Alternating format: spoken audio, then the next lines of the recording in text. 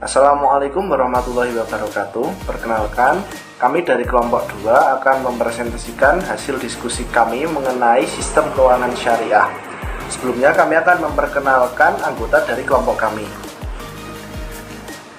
Anggota dari kelompok kami yang pertama adalah Ulfi Maulana Giferi, NPM 0028. Yang kedua Alvina Anggraini, NPM 0037. Yang ketiga Kanifa Kartikasari, NPM 0054. Yang keempat Asmananda Awaliyah, NPM 0055. Yang kelima saya sendiri Valentino Rizky Fauzi Putra, NPM 0059. Dan yang terakhir Desti Fitri Wulandari, NPM 0067. Di sini kami akan menjelaskan topik pembahasan dari diskusi kelompok kami mengenai konsep syariah. Yang pertama ada subbab untuk gambaran dan prinsip sistem keuangan syariah. Yang kedua, konsep Islam dalam mencari harta, yaitu sebuah konsep-konsep yang menjadi patokan seorang muslim dalam mencari kekayaan. Kemudian subbab yang ketiga adalah konsep Islam mengenai penggunaan harta, menentukan prioritas, prinsip halal dan thayyib, tabzir dan israf, dan kesederhanaan. 4. Akad atau akad, kontrak, dan transaksi. Assalamualaikum warahmatullahi wabarakatuh. Nama saya Ulfi Maulana Gifari, NPM 2001020028, akan memulai sesi pembahasan dari presentasi kali ini. Untuk yang pertama adalah bab 1, yakni adalah pendahuluan. Untuk sistem keuangan syariah. Sistem keuangan syariah ini sendiri dilakukan untuk memenuhi maqasidus syariah atau bagian dari memelihara harta. Yang paling dasari adalah dengan adanya hukum akad, kontrak atau transaksi yang sesuai dengan syariah Islam. Agar transaksi tersebut sesuai dengan syariah, maka akad tersebut memiliki prinsip keuangan syariah, yang berarti tidak mengandung hal yang dilarang oleh syariah. Nah, berikut adalah prinsip-prinsip keuangan syariah. Yang pertama adalah antaroddim minkum, yakni sama-sama rela. Kedua pihak ketika melakukan akad transaksi tersebut harus sama-sama rela, tidak boleh ada paksaan satu sama lain. Yang kedua adalah al-kharaj bi al-dhaman, yakni hasil usaha muncul bersama dengan biaya.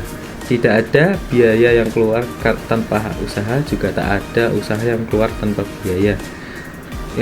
Yang ketiga adalah la tazlimuna wa la tuzlamuna, tidak ada pihak yang menzolimi dan dizolimi. Harus sama-sama ikhlas, hampir sama dengan prinsip yang pertama tadi, sama-sama rela. Yang keempat adalah al-ghumnu bi al-ghurni, yakni keluarnya untung harus dengan resiko. Dengan kata lain, jika satu pihak untung, maka yang lain harus untung. Jika satu pihak rugi, maka yang satu juga harus rugi. Bukan maksud saya memaksa rugi, bukan, tapi ketika satu pihak itu rugi, maka yang lain ikut rugi. Tidak boleh ada salah satu saja yang untung, untuk prinsip keadilan. Dari prinsip-prinsip inilah nanti berkembang berbagai instrumen keuangan syariah yang digunakan. Namanya juga prinsip, ini akan menjadi dasar yang akan dikembangkan kembali menjadi aturan-aturan yang lebih mendalam pada bagian-bagian tertentu. Bab kedua, konsep Islam tentang mencari harta. Yang pertama adalah mencari harta harus dengan usaha yang halal. Dalam prinsip syariah, mencari harta dalam hal yang tidak halal maka bukan menjadi hal yang syariah lagi. Islam mengajarkan agar manusia mencari rezeki atau harta melalui jalan yang halal, yaitu jalan yang tidak bertentangan dengan syariat dan hukum. Sedikit saja itu bertentangan dengan syariah dan hukum, maka itu tidak halal. Seperti halnya misal seorang muslim bekerja sebagai bartender. Mungkin saja muslim ini tidak minum minuman keras, hal yang haram. Tapi karena dia menyajikan dan menjual, misal dia juga pemiliknya, maka itu termasuk hal yang haram. Yang dilakukan dia adalah hal haram, uang yang dia terima juga hal yang haram. Yang kedua adalah mencari harta dengan usaha sendiri atau tidak berpangku tangan. Selain prinsip halal dan haram sebelumnya, Pencarian harta tidak boleh ditempuh dengan cara meminta-minta atau berpangku tangan saja, atau dengan kata lain mengemis. Oleh karena itu, misal walaupun di negara-negara seperti negara kita ini ya, pengemis itu bisa mendapatkan uang yang banyak, seperti yang kemarin itu kan tren di berita ada yang terkenal satu keluarga mengemis pulang-pulang bawa mobil. Nah, itu tak boleh ya, itu sesuatu yang haram. Mengemis itu dilakukan hanya ketika Anda tidak, sebenarnya tak boleh sama sekali, tapi ketika tak ada yang mau menyalurkan tangan, Anda sendiri yang harus mencoba meminta ketika Anda mengalami kesusahan. Yang kedua adalah larangan mencari harta dengan jalan riba. Ini sudah jelas ya, riba itu sangat dilarang di dalam Islam. Riba sendiri adalah tambahan yang disyaratkan dalam transaksi bisnis tanpa adanya iwat atau padanan yang dibenarkan oleh syariah oleh Imam Syarakhsi dalam kitab Al-Mabsut. Islam sangat melarang seseorang ingin mencari harta melalui pengambilan riba, memperoleh hasil tanpa harus bekerja. Di sini yang dimaksud bukan seperti Anda memiliki modal lalu dipinjamkan atau diberikan kepada orang lain untuk melakukan usaha terus Anda mendapat persenan, itu bukan, karena modal itu termasuk usaha. Yang tidak diperbolehkan itu seperti ketika di bank komersial atau ke bank umum, itu kan Anda menabung, Anda dapat persenan bunga tanpa jelas itu uang Anda itu dilakukan untuk apa. Berbeda dengan bank syariah. Bank syariah itu menggunakan kembali uang yang telah Anda misal tabung. Nah, uang itu akan digunakan untuk misal modal orang lain, disikluskan, digunakan sebaik mungkin.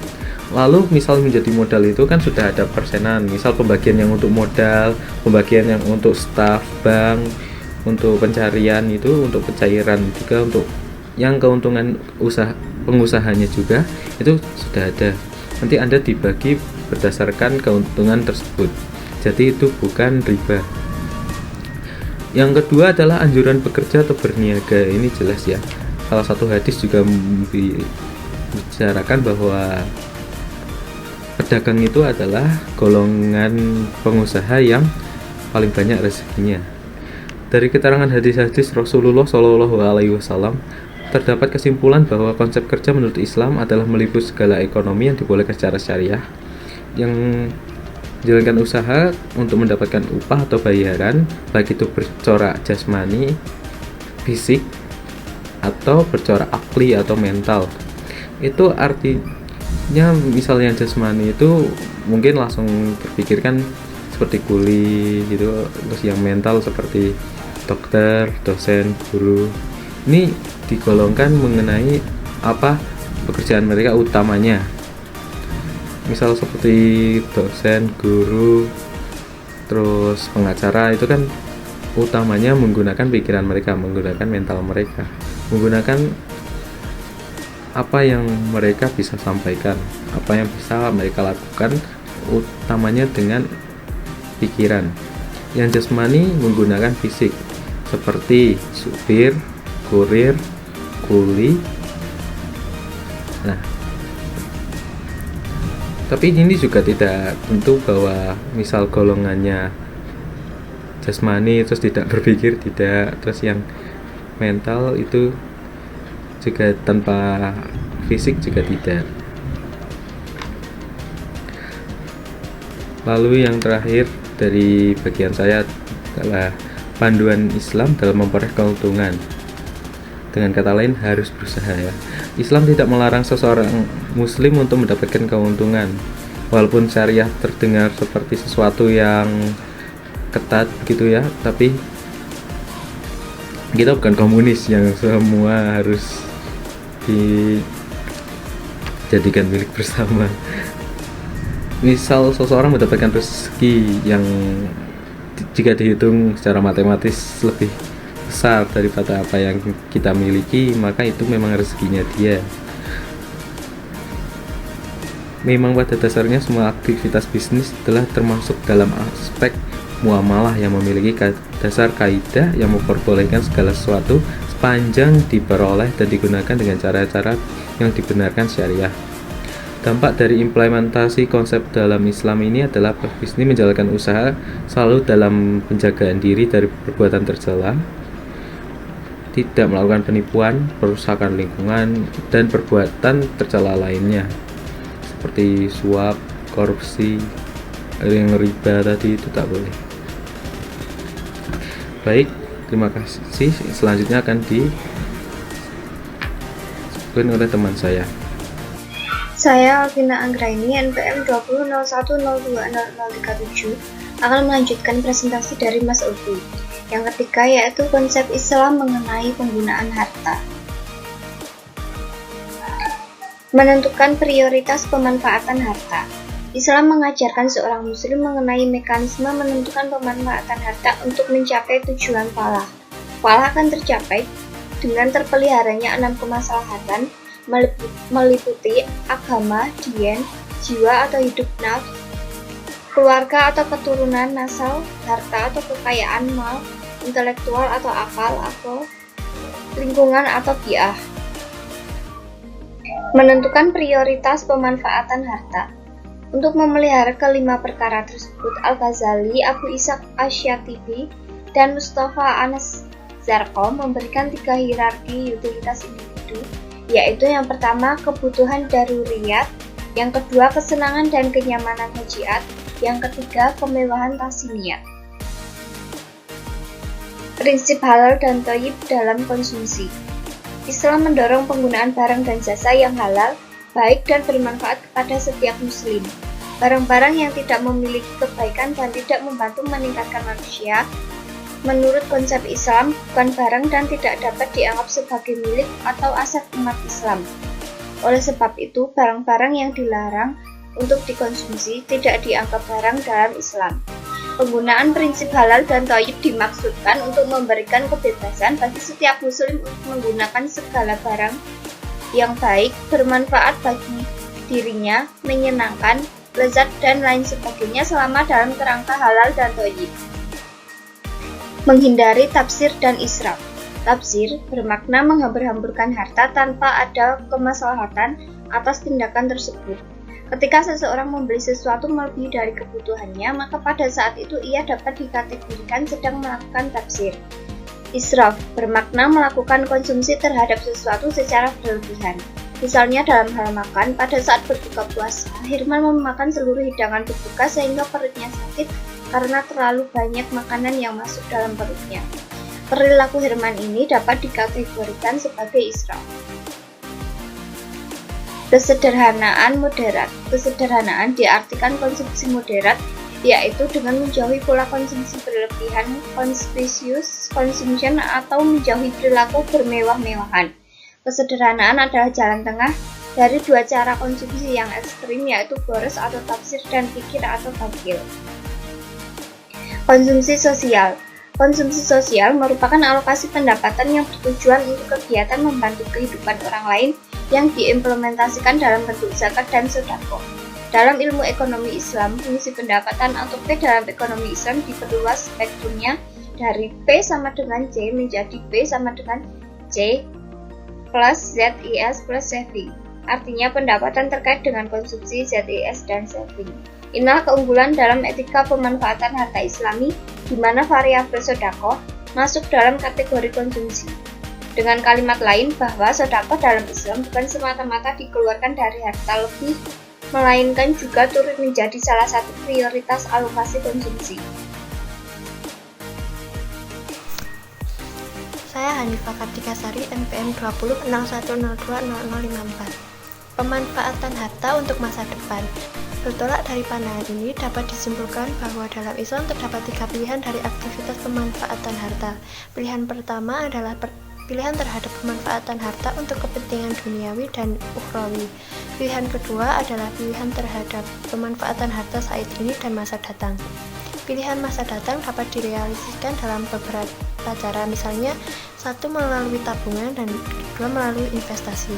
Sedangkan pilihan ketiga adalah pilihan terhadap tingkat kebutuhan hidup manusia yang meliputi daruriyat, hajat, dan tahsiniyat.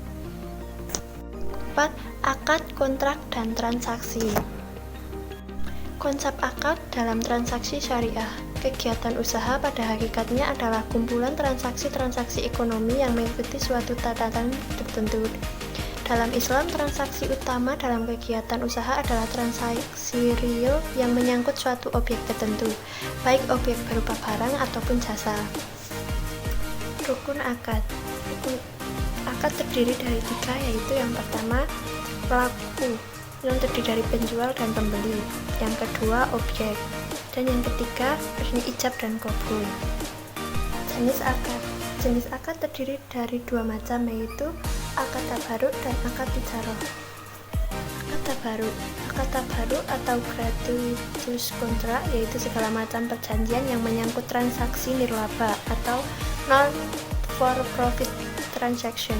Ada 3 bentuk akad tabaruk, yaitu yang pertama meminjamkan uang, yang kedua meminjamkan jasa, dan yang ketiga memberikan sesuatu. Ananda Wali Arifin NPM 20 0102 0055 akan melanjutkan pemaparan dari Kanifa Kartikasari. Seperti yang sudah dipaparkan sebelumnya, ada 3 bentuk akad tabaruk. Yang pertama adalah meminjamkan uang. Meminjamkan uang termasuk akad tabaruk karena tidak boleh melebihi pembayaran atas pinjaman yang diberikan. Karena setiap kelebihan tanpa iwat adalah riba. Ada 3 jenis pinjaman. Yang pertama adalah qard, merupakan pinjaman yang diberikan tanpa mensyaratkan apapun, selain mengembalikan pinjaman tersebut setelah jangka waktu tertentu. Yang kedua adalah rahan, merupakan pinjaman yang mensyaratkan suatu jaminan dalam bentuk atau jumlah tertentu. Yang ketiga adalah hiwalah, bentuk pinjaman dengan cara mengambil alih piutang dari pihak lain. Kemudian yang selanjutnya adalah meminjamkan jasa. Terdapat 3 jenis pinjaman jasa. Yang pertama adalah wakalah. Wakalah adalah memberikan pinjaman berupa kemampuan kita saat ini untuk melakukan sesuatu atas nama orang lain. Yang kedua adalah wadiah.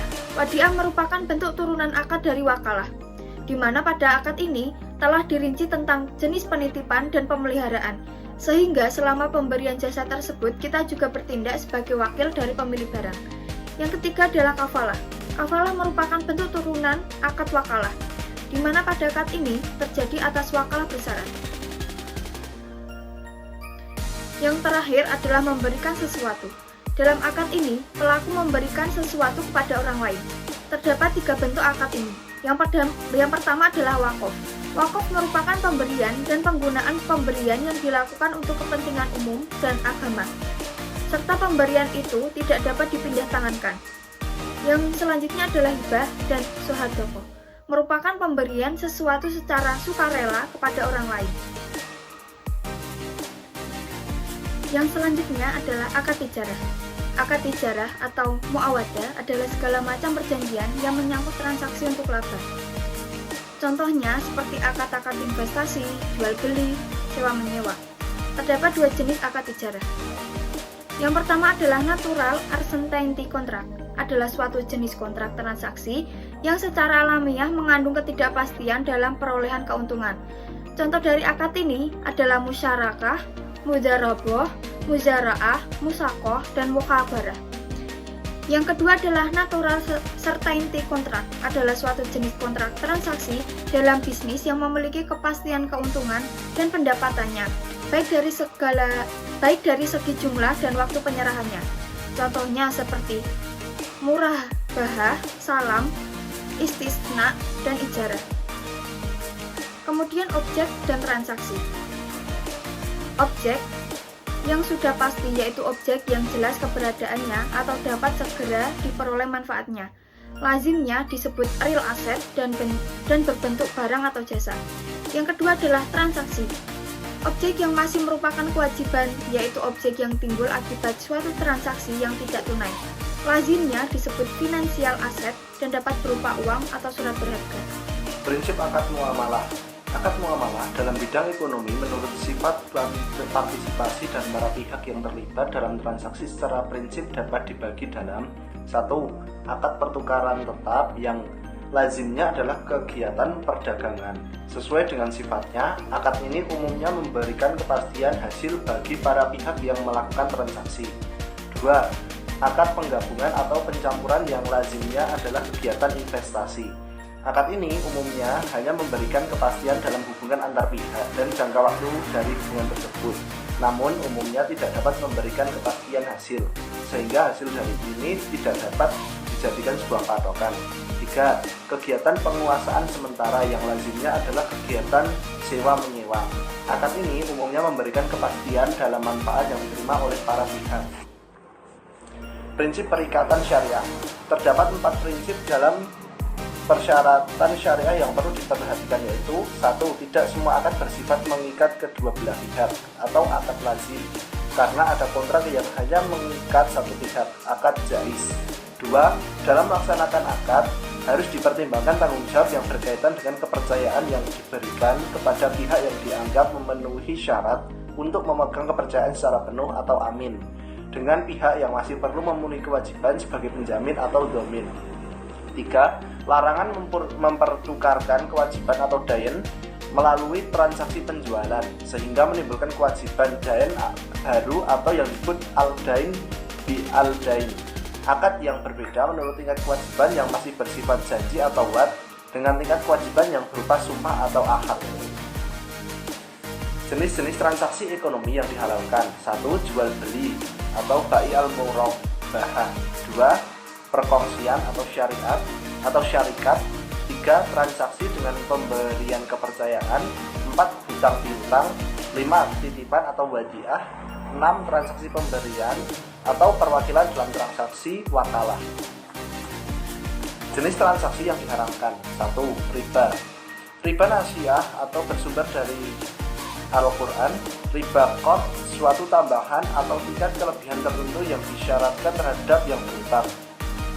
Riba jahiliyah, hutang yang dibayar melebihi dari pokok pinjaman karena si peminjam tidak mampu mengembalikan dana pinjaman pada waktu yang telah ditetapkan.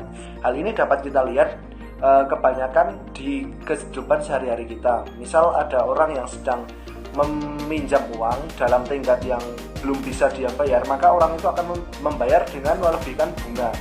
Dan itu tergantung dari bagaimana si pemberi utang itu mengatur bunga tersebut, sehingga para peminjam uang tersebut juga harus mengembalikan sesuai dengan perjanjian bunganya. B. Riba fadl atau bersumpah dari al-hadis, suatu penambahan pada salah satu dari benda yang dipertukarkan dalam jual beli. Benda ribawi yang sejenis atau benda yang secara kasat mata tidak dapat dibedakan, atau perbedaan perubahan atau tambahan antara barang yang diserahkan saat ini dan barang yang diserahkan kemudian. 2. Penipuan. Penipuan terjadi apabila salah satu pihak tidak mengetahui informasi yang diketahui pihak lain, dan dapat terjadi dalam 4 hal, yakni dalam kualitas, kuantitas, harga, dan waktu penyerahan. Dan janganlah kamu campur adukan kebenaran dan kebatilan, dan janganlah kamu sembunyikan kebenaran sedangkan kamu mengetahuinya. Bersumber dari Al-Quranul Karim. 3. Perjudian. Berjudi atau maisir dalam bahasa Arab arti harfiahnya adalah memperoleh suatu atau mendapat keuntungan dengan sangat mudah tanpa kerja keras atau mendapat keuntungan tanpa bekerja. Wahai orang-orang yang beriman, sesungguhnya minuman keras, berjudi, berkurban untuk berhala, dan mengundi nasib dengan anak panah adalah perbuatan keji dan termasuk perbuatan setan. Maka jauhilah perbuatan itu agar kamu beruntung. Sumber dari Al-Quran. Jenis transaksi yang diharamkan. 4. Bohar terjadi ketika terdapat incomplete information, sehingga ada ketidakpastian antara kedua belah pihak yang bertransaksi. Ketidakjelasan ini dapat menimbulkan pertikaian antara pihak dan pihak yang dirugikan. Ketidakjelasan dapat terjadi di dalam 5 hal, yakni dalam 1. Kualitas, 2. Kuantitas, 3. Harga, 4. Waktu penyerahan, 5. Akad. Barang siapa pendapatmu jika Allah mencegah biji itu untuk menjadi buah, sedang salah seorang dari kamu menghalalkan. Saya Desti Fitri Wulandari, NPM 20.0102.0067 akan melanjutkan presentasi ini. Jenis transaksi yang diharamkan yang selanjutnya. 5. Ihtikar. Ihtikar yaitu membeli sesuatu yang dibutuhkan oleh masyarakat, kemudian menyimpannya sehingga barang tersebut nantinya akan berkurang di pasaran dan mengakibatkan peningkatan harga. Terdapat hadis yang berbunyi, siapa yang merusak harga pasar sehingga harga tersebut melonjak tajam, maka Allah akan menempatkannya di neraka pada hari kiamat. Hadis riwayat At-Tabrani. Yang keenam, monopoli.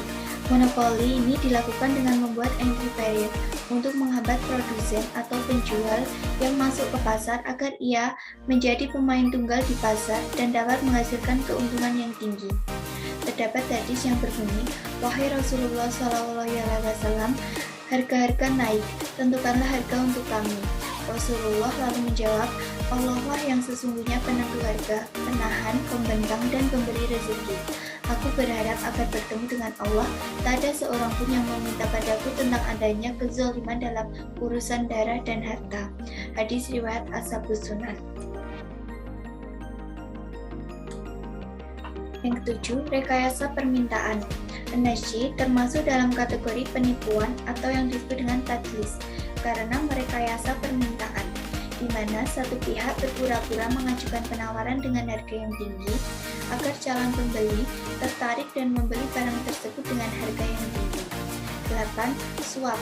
Suap dilarang karena suap dianggap dapat merusak sistem yang ada di dalam masyarakat, sehingga menimbulkan ketidakadilan sosial dan persamaan perlakuan. Pihak yang membayar suap pasti akan diuntungkan dibandingkan yang tidak membayar. 9. Penjualan bersyarat. Penjualan bersyarat atau ta'aluf terjadi apabila ada dua akad yang saling dikaitkan di mana berlakunya akad pertama tergantung pada akad yang kedua.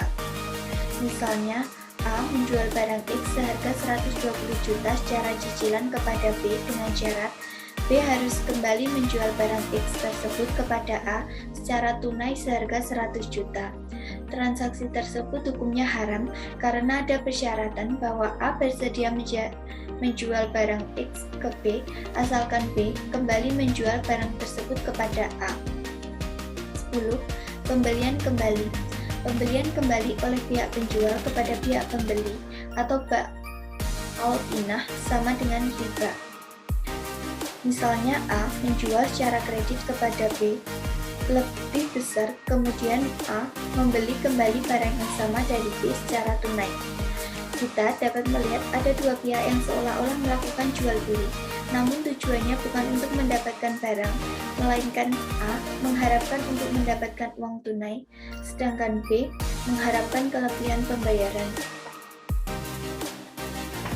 Yang ke-11, talaqi al-rukban, yaitu kegiatan jual beli dengan cara mencegat atau menjumpai pihak penghasil atau pembawa barang perniagaan dan membelinya. Pada hal ini terjadi di mana pihak penjual tidak mengetahui harga pasar atas barang dagangan yang dibawanya, sementara pihak pembeli mengharapkan keuntungan yang berlipat dengan memanfaatkan ketidaktahuan mereka. Terdapat hadis yang berbunyi, "Janganlah kamu mencegat kafilah atau rombongan yang membawa dagangan di jalan. Siapa yang melakukan itu dan membeli darinya, maka jika pemilik barang tersebut tiba di pasar dan mengetahui barang harga, ia boleh berikhtiar." Hadis riwayat Muslim. Sekian presentasi dari kelompok kami. Apabila ada kesalahan kami mohon maaf. Terima kasih atas perhatiannya. Wassalamualaikum warahmatullahi wabarakatuh.